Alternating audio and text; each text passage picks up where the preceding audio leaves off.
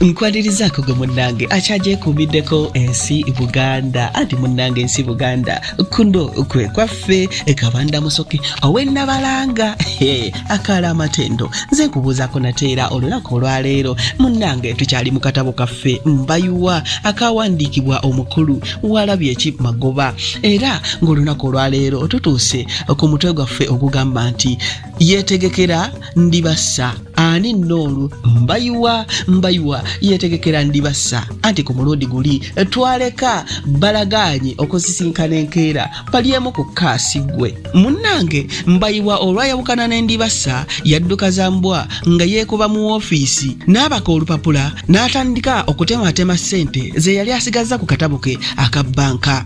Mu biseera bino Mbayiwa yali atereka ssente ez'okwegulira entebe yalina ekisenge kimu nga kyasulamu era nga lyeddiiro ye bulijjo yawuliranga ensonyi ng'akyazizza banne naddala abawala okubatuuzanga ku kitanda kye.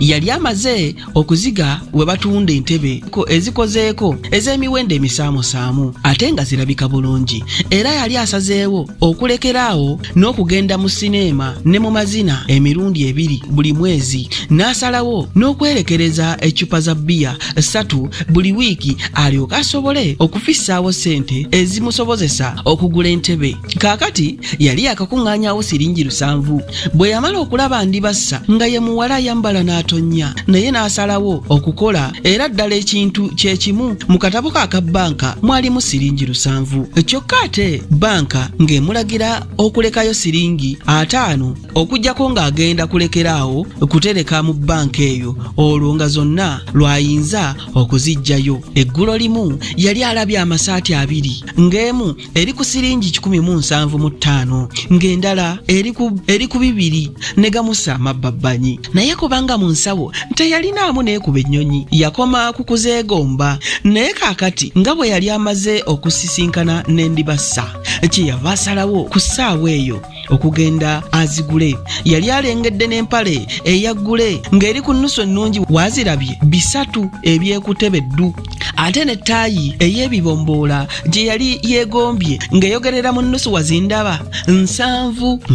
Bwe yakwata ekalaamu abalemu byonna awamu kye byandimututteko yagenda okwezimuukiriza nga byonna bigenda kumukukumbako ennusu 745 awo kwe kusaza mu miwendo gyonna gye yali awandiise ate n'addamu buto naye leero ng'ali ku byakatugambe singa bakkiriza okunsalirako essaati ne bajinguza bwe bati empale bwe bati ne ttaayi bwe bati. Yagenda okumaliriza embalirira ye ey'okubiri ng'alaba nti singa byonna byali biyinza okumugendera obulungi nga bwe yali ateeberezza yali ajja kusaasaanya siringi 600 okwo nga kwajja okwongereza endala 10 zonna awamu ziwerere ddala 7 olwekutte kuba yali amanyi nti ennusu ziri 10 yali azeetaagira ddala olw'okuliisa n'okunywesa Ndibassa mu Elite Hotel. Wabula ate naye yali ateekwa okwesigalizaawo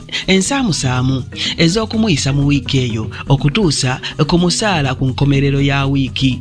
Awo nno kyeyava ssa ekikkowe ekinene ennyo n'alabika nti amatidde ate mu ssaawa eyo n'atandika okulowooza kugwaneewolako ssente ezo mu kaseera kennyini anti yali tatambudde na katabo ke aka bbanka ate era nga ne bwe yandibadde atambudde nako nga ne bbanka yali teggulawo lwaggulo. Ekirala yali ayagala ebintu ebyo abigule kawungeezaako enkeera alyoke abyambale alabike ng'omulenzi omwambazi mu maaso ga Ndibassa.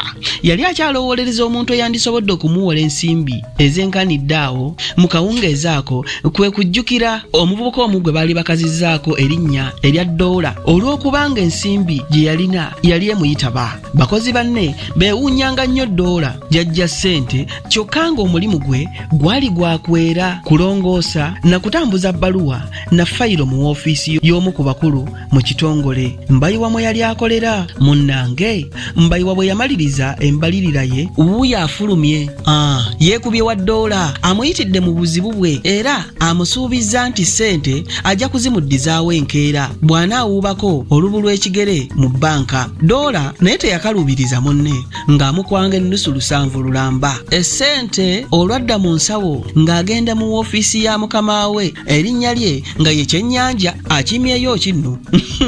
Nkubuulira ki? Kumulimba nga bw'awulira obubi ennyo nti era ayagala kugenda kulaba musawo we. Mbayiwa n'obwambayiwa bwe musawo we ng'amugjawa.